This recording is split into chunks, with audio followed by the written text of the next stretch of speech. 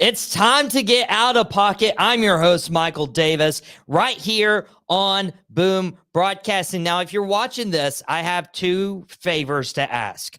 One, not really important, but I'd really appreciate it. The second one, a lot more important. The first one that isn't so important, if you guys are enjoying our content on Boom Broadcasting, whether it's Sideline Savants, whether it's Dugout Debrief, whether it's Nightcap, this one, that one. I mean, there's way too many shows to start naming off. I know I'm going to miss one. If you're enjoying our content, please subscribe. That helps our content creators out and give us the opportunity to bring you more entertainment. And honestly, this past week, it's been more of an escape because unfortunately, the Western North Carolina region was hit pretty bad by Hurricane Helene. The city and the town were not built to withstand a hurricane. And so, unfortunately, this is the reality we live in. That's why a lot of our content creators aren't bringing you certain shows this past week. Quick Hits with Podcast Smitty, Lombardi Party with Carson. Like, there's several different shows. Outta Pocket didn't get to do anything. Dad and the Boys hasn't been able to do anything. So, I would really, really, really appreciate, especially if you're in the local area and can help. There's places who are accepting donations of items that people really, really need. So if you guys feel led by that, please, please, please donate. You can go to my Facebook page, my personal Facebook. I'm sharing as much as I can to allow you guys the opportunity. If you're financially able, if you're physically able to get stuff to help people, it's tough out here. So I'm again very fortunate. We were only, in my circumstance, we only lost power for a few days. Me and my family are safe. Thank you guys for reaching out. I appreciate you guys. But I had to decide whether we were going to continue Out of Pocket throughout this week or what the case was going to be. Because I'll be honest, a little bit of it feels a little insensitive because not many people are having this opportunity right now. But I also understand that sports and wrestling and content is an escape. And I told you from July 1st at midnight when we dropped our very first video that this is to provide an escape for you in entertainment. And that is what we hope to bring to you today on Outta Pocket. It's going to be a shorter episode because of everything else happening, but we still wanted to provide you entertainment. And there was some big news that broke this past week, and it'll probably be bigger news once moves actually get made. So I'm not alone. Guys, welcome in from Sideline Savants. He's topped the charts the last 3 weeks since his debut. He's the Commish. He is Wayne Thomas. Wayne, I appreciate you coming on, my friend. What's going on, buddy? Dude, I also appreciate you not rubbing in my face that the Ravens beat the Cowboys, even though I even told myself that would happen. I didn't call it. I thought you guys were going to take it, so. I wish you were right as opposed to me, but I'm super excited to have you on, my friend. Let's talk some football. Let's talk some wrestling as well. But I wanted to start with Davante Adams. Davante Adams has been adamant about wanting out of Vegas. He's not playing. So my question is, dude, what is up with Davante Adams? Like, is he like in the right for demanding this trade, or how do you make this situation? I think he's in the right. I mean, he went to the Raiders to play with his buddy Derek Carr. That's what he went for. He wanted to see what they can do together. They had a good relationship. Of course, they traded Carr away after that season, and he's just kind of stuck trying to make something happen in a city that's not really doing much. So I get it. I understand wanting out and wanting a start. He only has so many years left in him to play anyway, so might as well enjoy it while he can and try to chase some victories. And I was thinking too, like, it just so happens that the Raiders are just the place where receivers go to just, vanish off the earth. Like, you had Jerry Rice go there, not much. Randy Moss go there, not much. Talented receivers. We won't even bring up Henry Ruggs at this point because he kind of did it to himself. But man, I was looking forward to Davante Adams and Derek Carr, and then Derek Carr left, and it just doesn't seem to be getting much better for Davante Adams. And thinking about where he could land, I had a few teams I want to run by you and see if we think that those could be pretty good fits for Davante Adams. If you're okay playing a little game with me, let's go. Yep, let's go. First, I want to bring up the team that everybody is bringing up, the New York Jets, because his old buddy Aaron Rodgers is the quarterback there. When you look at the Jets' weapons, they actually have Garrett Wilson. They have Alan Lazard, who is playing pretty good for the New York Jets. But as great as Garrett Wilson is, he might be at the Davante Adams level. Alan Lazard's not. Mike Williams, super old. Adding Davante Adams to this offense with Breece Hall and a familiar quarterback in Aaron Rodgers, people are thinking this could be a good landing spot. Are you giving this a green light or a red light? I would give it a green light. I would understand wanting to get back to that quarterback that made you a star, really. Why not play with your old buddy Aaron Rodgers? That being said, Garrett Wilson hasn't looked fantastic with the Jets, and the Jets' offense is struggling a bit. Lazard looks all right, but so when it comes to a team that's going to get him a ring, it's going to get him a win, going to put him over the top at the final stages of his career, the Jets probably won't be the best pick, but I can see why he would want to go with the Jets. So it wouldn't be a bad move. And would be playing with his buddy Aaron Rodgers. And Podcast Smitty, comment on our YouTube channel. That's why we do these live streams, so you guys can be a part of the show, just like Podcast Smitty. We'll hopefully get him back on Boom Broadcasting program pretty soon. Shouldn't have took that LV money. I'll be honest.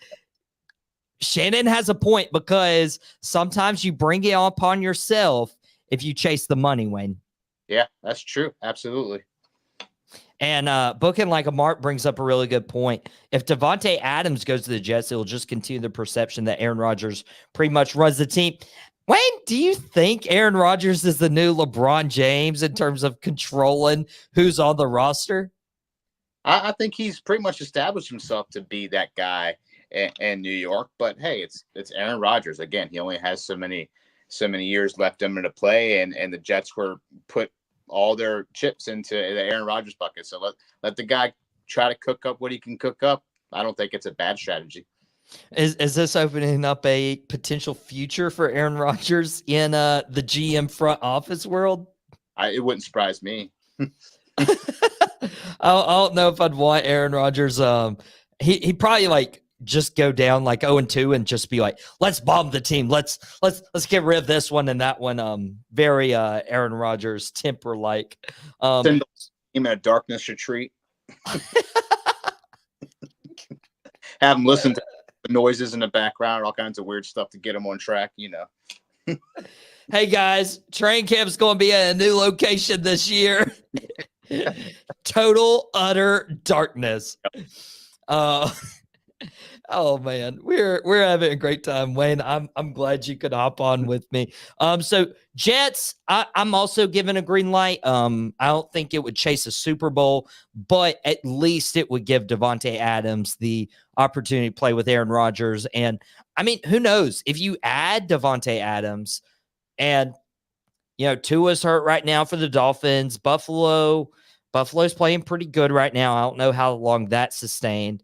I don't know. Could help the Jets at least into the wild card. And Jason, Wayne's co-host for Sideline Savant, says no, he cannot GM from a cave. And podcast mates. What? Go ahead, Wayne. In our latest episode, Jason said that Aaron Rodgers was the most overrated quarterback in NFL history. He is not a fan of Aaron Rodgers. I think that's out of pocket. I would say too. Yeah, that's definitely out of pocket. Now, granted, I am not an Aaron Rodgers fan by any stretch of the imagination. He has hurt my Cowboys in more ways than one, but I gotta be honest, he is the guy. Go Wayne. The Jets will be just selling tickets. What happens when Rodgers leaves? Jets are pretty trash. That's what's going to happen. Who cares? Well, it's like, who cares? I care about this next team. We're talking about Davante Adams potentially going back and reuniting with his former quarterback, Aaron Rodgers. What about his former quarterback who now plays for the Saints, Derek Carr? Now, the situation in New Orleans is it is an easier division with the NFC South. The Saints are actually playing high-powered right now. You got Alvin Kamara, who's turned back the clock. You got Chris Olave, who's been hit or miss a little bit, but Rashid Shaheed, he's a home run hit as well. Could you see the green light coming on for the Saints? Yeah, I mean, it makes a lot of sense. Some rumor has it that's the two teams that Davante Adams is considering and wants to go to. It makes perfect sense. That's who he's familiar with, who he's buddies with. Yeah, I can see that happening. I would give that a green light for sure. Now, and when I would also think of green light. Now, I got to touch on this. Davante going to the Commanders. Wayne, red light, green light? Red light. He said he's like, red light. Just get out of here with that take. Washington doesn't really like. He has Scary Terry and Jane Daniels, Noah Brown. Also, I would hate it. Scary Terry is about the most selfless wide receiver in the league. That man has played through so many quarterbacks, so many situations, never complains. He is not a diva like the rest of his wide receivers. So I can see Scary Terry being like, hey, yeah, come on board. But listen, they just don't need him. You don't think they need him in that division? No, I don't think they need him. Wow. Maybe relying on Noah Brown as your number 2, but that's the situation with the Commanders. I'm doing red light just because I don't want to play Davante Adams twice a year. But you know what would be better, Wayne? Is if Davante Adams played for the Cowboys 17 games out of the year. Yes, I'm throwing the Dallas Cowboys out there. Now, I've seen I haven't been on social media too much, but I've seen briefly on social media where it's like, hey, Dallas went and traded a first-round pick away to the Raiders once upon a time to get Amari Cooper. Now you have the opportunity to get Davante Adams for a second-rounder. I don't think I would want the Cowboys giving up a second-round pick for Davante Adams. I really like the receiving corps, but also Dallas is going down with injuries. I'd much rather have had help at running back versus a second wide receiver.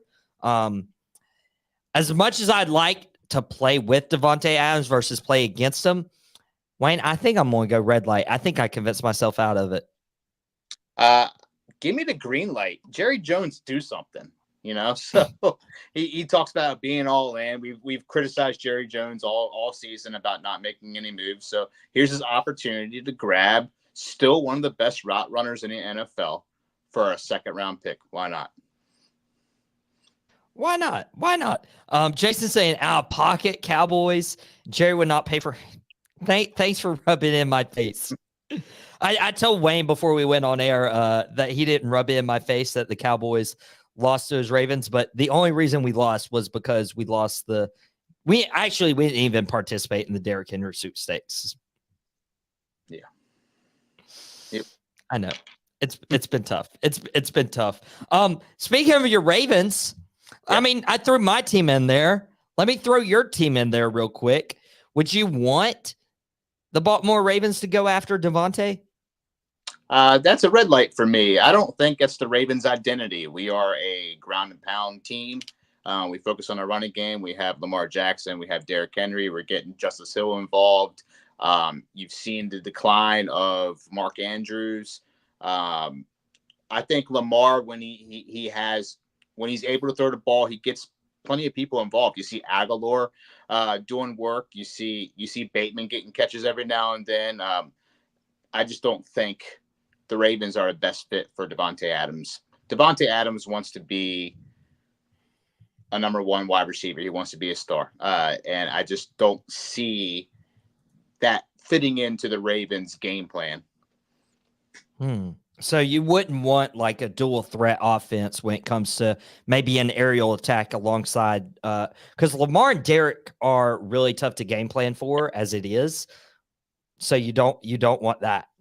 I'm not saying I don't want them. It'd be cool to have Davante Adams on my team. But as far as the game plan goes, as far as what I think realistically and what Davante Adams wants to see in his career, I just don't see Baltimore being something that works out for Davante Adams. And Jason said, let me throw my favorite team in there. He said Davante to the Giants, neighbors, and that. Jason, you guys got more holes than once. Hit the red light on that one. Yeah.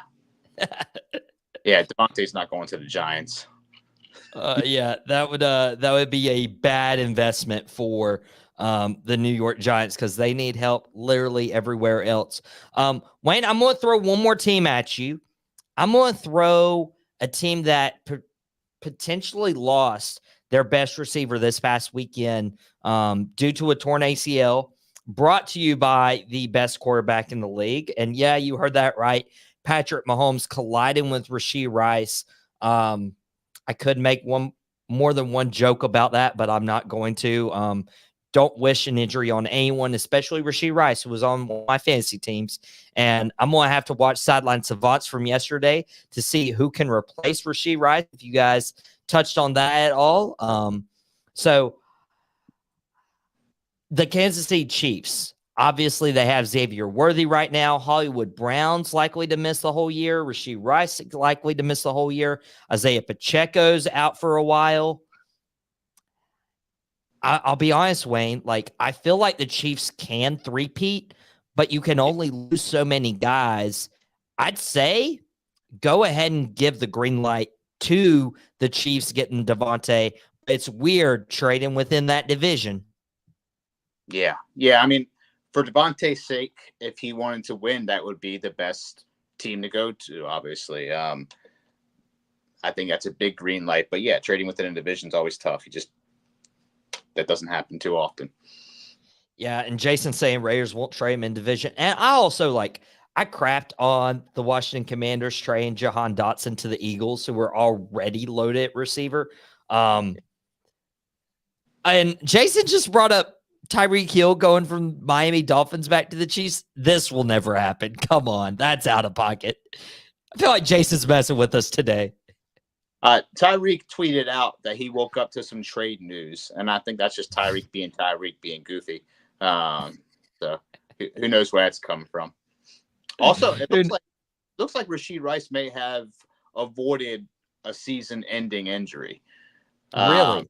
Yeah, they're saying he posted a picture about him being tough and because of God and all that, which is awesome, of course. But they're saying that it might look like, because we haven't seen much news on it, that it could just be a very deep bone bruise, which would look a heck of a lot worse to me. But we'll see what happens. Dude, that would save Kansas City right there if Rashee Rice only misses like a month or so and then gets back. Because he's been like 4 weeks. He might have avoided a season-ending injury. Dude, he's been electric anytime I've watched him. It's super exciting to watch Kansas City this year. Just like as much as I don't like Thursday night football games, I'll have to be watching this one. Tampa Bay at Atlanta. It's an in-division game for Thursday night football. Wayne, before we touch on some wrestling here soon, let's start previewing this Buccaneers-Falcons game. I'm going to ask about the game, but I want to ask about the season more, because I want to know, like, Baker getting a second chance with Tampa Bay, getting a third chance, honestly. Kirk Cousins getting a third chance with Atlanta. Which of these quarterbacks do you trust more to get their team to an NFC South division crown that gets them in these playoffs? Man, I really like Baker Mayfield. I've always liked him. I always felt a little dirty about liking him, considering I'm a Ravens fan when he was for the Browns. But there's just something about the guy. I like the way he plays. I don't think he got a fair shot in Cleveland. He got injured. They tossed him out. They said that he was done for. He led him to the playoffs for the first time in so many years. Baker was never a terrible quarterback. This discussion about Baker being a bad quarterback has been wrong. I like the Buccaneers. Okay. So you like the Buccaneers taking the NFC South? Dude. Man, I don't know. Like, I still think the Saints probably pose the best opportunity when it comes to the division, just in general. But when it comes between these two teams, like Kirk Cousins is making people like look legit. Like, I'm like, Kirk Cousins did this in Minnesota and he lands in Atlanta and he's still making plays and giving this team a chance, which an Atlanta quarterback has not given in a long time. Jason agrees with you with the Bucks, but I would go out on a limb and say Atlanta, especially with a win over the Saints last weekend that I think I predicted wrong in our NFL picks. I'm pretty sure I did, which means Jason should be back tomorrow to defend his crown for a back-to-back week. Unfortunately, he won. Maybe 2-3 times in a row. We got to knock him off. We got to knock him off his pedestal. I would say if the Falcons can beat the Bucks tonight, then they would be almost a shoe-in by beating the Bucks, by beating the Saints back-to-back weeks. Would look very good for Atlanta, which brings me to tonight. What do you expect both of these teams to do to give them the best chance to succeed? Well, they both have to have success with their quarterbacks. They both have to run. Of course, Atlanta's defense is the 11th in the league. They look a lot better than they have in previous years. But Atlanta gives the most yards away in the slot position, and Chris Godwin and Baker Mayfield has been on fire. I can see Chris Godwin is going to have a big game against Atlanta. You got the emergency of Bucky Irving for the Buccaneers has been taking over that starting running back position from White.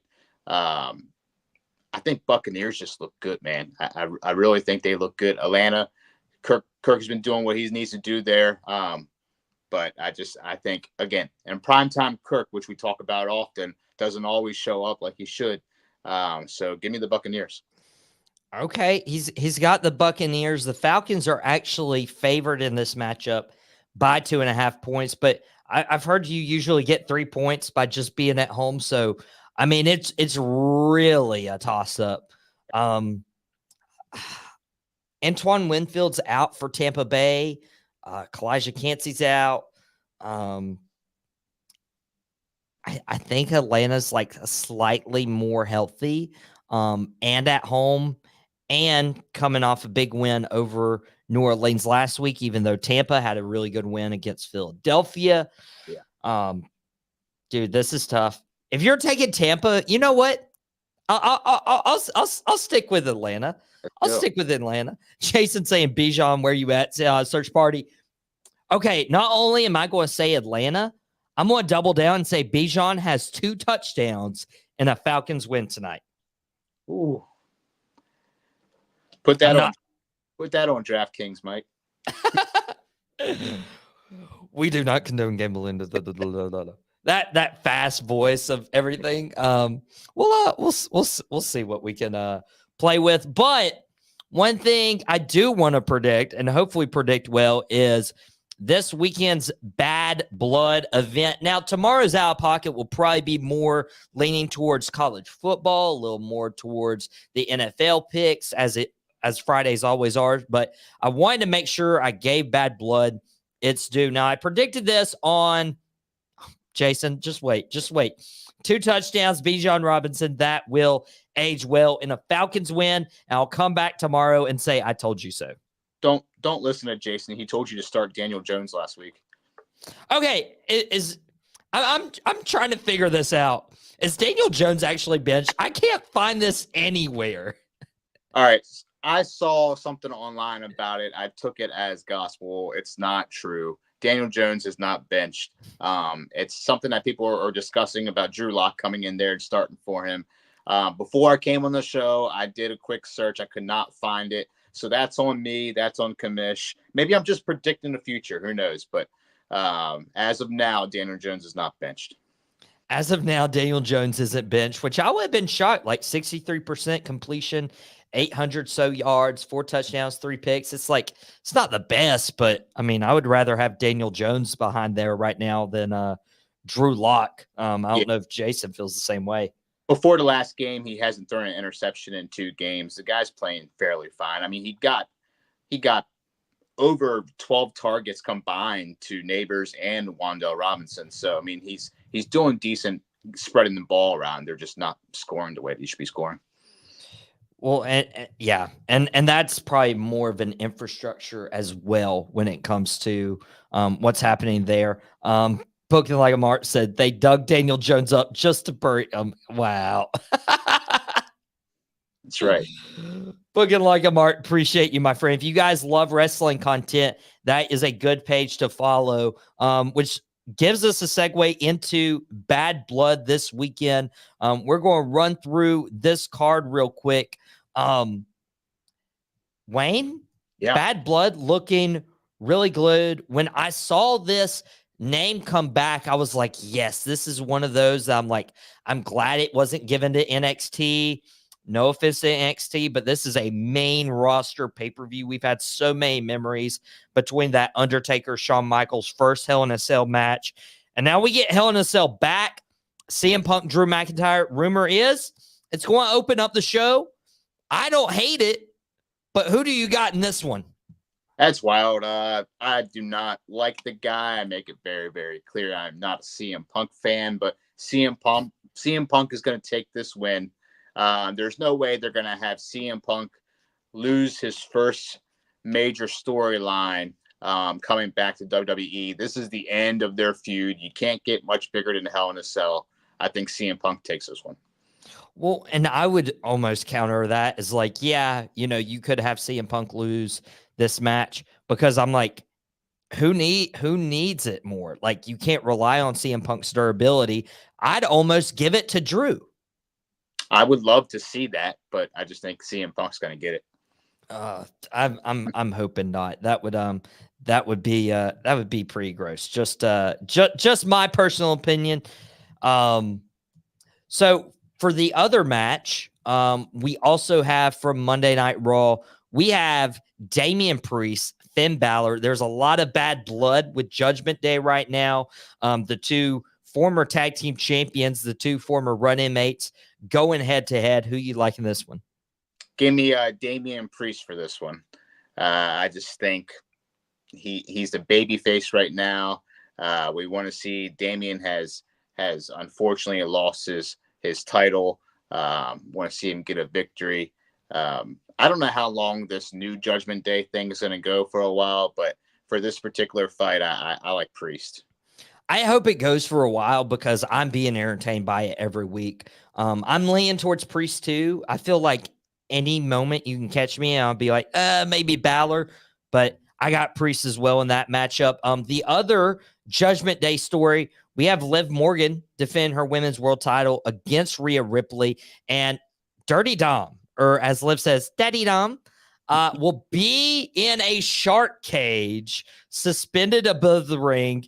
Dude, I'm so excited for this. I don't know what to expect, but I just expect to be entertained. Who do you have winning it? I have Rhea Ripley winning this. I know a lot of people are thinking Liv's going to take it. Again, I'm a minority in this storyline. I'm not a big fan of it. I know it. I'm just tired of the whole Dom and Liv thing. And I don't know. Give me Rhea. Give Rhea that pop. Let her have the championship again. Everybody loves her. Let's do it. Wow. I'm going the exact opposite in so many different directions. I feel like you got paid by some family members to say Rhea on air, which if so, I mean, good job keeping the brownie points in the household. Daughter happy. Gotta keep your daughter happy. I hope she's happy, even if Liv Morgan wins, which, dude, I feel like Dom is going to find a way to escape this shark cage. Like, he's so skinny, he'll escape it. Try to jump, pull his mustache off, and climb down. That was the spot he needed. Just shave it. Shark cage. Hair just falls on top of the wrestlers. Wow. I would go with Liv Morgan. Dom finds a way out of the shark cage, distracts Rhea. You have more Judgment Day shenanigans, and Liv finds a way to retain. But again, I don't know how long this goes. I also don't know how long Nia Jax's title reign goes. She wrestles Bayley, but I don't feel like Nia loses this weekend as much as I'd prefer Bayley. I do think Nia loses, but I think it's not going to be to Bayley. I think we're going to see a little Tiffy time cash in. Tiffy time? Tiffy time, baby. Dude, do you think she cashes in like during the match or after the match? After the match, I think she comes and cashes in. Dude, that would be fantastic. I would love to see that pop. And then the match that will probably main event. You got the Bloodline, you got Solo Sikoa and Jacob Fatu in a really premium match on this show because they're wrestling the two most unlikely allies, Cody Rhodes, Roman Reigns, are teaming up. Triple H said our minds were going to be blown, and they have been. I wouldn't expect this in a million years, let alone 6 months after Roman lost his title to Cody. I'll be honest, Wayne, I am back and forth the entire time. Who do you have in this one? There's no way the Bloodline loses this match. They have to keep the heat going. They're going with a Bloodline versus Bloodline storyline. If you have Roman Reigns and Cody defeat them this night, then what's going to happen with the Bloodline? Makes no sense. Got to carry the story on. I can see the Bloodline definitely beating both Cody and Roman. And let me throw this way at you because I kind of agree with you. What if Solo pinned Roman? That's what I'm thinking. Yeah, 100%. Because that would help with Solo being I'm the new tribal chief. Yeah. Roman realizing like I need to get that crown back. I need to get the whatever that's called. Yeah, Cody has already beat Solo. There's no reason why Cody needs to beat him again, especially in a premium event like this, bringing Bad Blood back and putting Roman Reigns in light of it. You got to keep the story going and keep building on it. I mean, it's just getting better and better with the Bloodline storyline. And kudos to Solo. I love him in this role. From a guy who's just the enforcer in the back, barefoot coming out every now and then, kicking butt, doing his thing, to the leader now, and I think he's killing it. I think he's doing great in promos. He's got the right attitude. He's formed an excellent team. Jacob Fatu's a talent that we've rarely seen in WWE for a long time. I'm super excited to see how far he goes. But yeah, I'm pumped for this match. I think it's going to be a good one, and it's got to end with oh my God, like the Bloodline is legit. They're taking over. What's Roman and Cody going to do about it? Not only that, but with Cody and Roman losing together, and say Cody accidentally costs Roman and Roman gets pinned, that keeps the feud between Cody and Roman alive. So there's just multiple stories going on at once. And you know what's great? We could, fancy book that all we wanted to, but they have this like intricately woven, I'm sure, at least till next year's WrestleMania in terms of everything that could happen with it. And it's really impressive. You bring up Solo.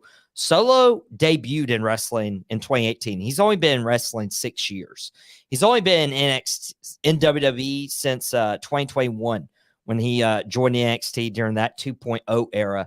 And for him to be in the spot he is now, dude, like, honestly, like, if he was in NXT for a full 12 months, he would have been much higher on my top NXT superstar rankings from their USA era, because he is, dude, he's the next. He's the next. I remember watching Solo beat John Cena, and that surprised the hell out of me. I was like, wow, oh my, like Solo beating John Cena, and that kind of gave us a little preview of what was to come with Solo. I mean, and it, if you think about it, they were making the story, building the story right then and there. Yeah, I mean, Solo absolutely destroying John Cena, and you're like, what is happening? In addition, like, people forget, Roman said in a promo that Solo Sikoa would be the next tribal chief. I mean, this was like last year. It was after he beat John Cena. It might have been in December when Roman said it, because it's not going to be Jay, it's not going to be Jimmy, it's going to be Solo. And then lo and behold, before Roman wanted to give up the throne, Solo's there to take it. So it's going to be an awesome weekend. I went more in depth on this on Drop the Mic yesterday. So if you guys want to have a full in-depth conversation, there it is there. Sideline Savants dropped yesterday on Boom Broadcasting. It's available on demand. Wayne, what can they expect if they haven't gotten a chance to watch Sideline Savants yet? Well, we're talking injuries. We're talking the bye weeks. This is the first week of the byes for 5 different teams who you can plug in to replace some of those players that you'll be missing on bye. We're talking the game in London. And then, of course, I go on a little love fest for my man, Travis Kelce. I think he's back after a slow start. And so that's worth tuning into. No bad blood for Travis Kelce? No bad blood. I believe we're out of the woods. Hey, never say never. Wayne, I appreciate you. Even if you're a Swiftie, that's okay. Guys, go check out Wayne on Sideline Savants. Appreciate you, my friend. Guys, Boom Broadcasting, again, if you want to support us, that's awesome. But more importantly, if you can, if you're able, please support everybody who's been impacted and affected by this hurricane in the Western North Carolina region. Breaks my heart seeing all the pictures, all the videos, and honestly, we probably haven't even seen the worst of it. People are literally carrying trucks and by the load to try to get help to them, and they're doing an absolute fantastic job. I know Thomas Sally, I know Wild, the Wilkes Youth Life Development, are carrying trucks from Massahead Co-working downtown North Wilkesboro to get up to several different counties who are without a lot right now. So if you guys can, if you're in the area, or if you're not in the area and you're trying to figure out a way to help, reach out to me, reach out to someone in this area that you guys can help. I appreciate you guys so much. I hope this was an escape for you from your daily lives. And Outta Pocket will be back tomorrow. College football picks, NFL picks, and we're going to try to provide you that escape. So for Michael Davis, I appreciate Wayne from Sideline Savants coming on. Go check out his video. Outta Pocket will be back tomorrow. Until then, I'm out. Well, that's it. I really hope you enjoyed it. We had a ball making it. Thank you very much.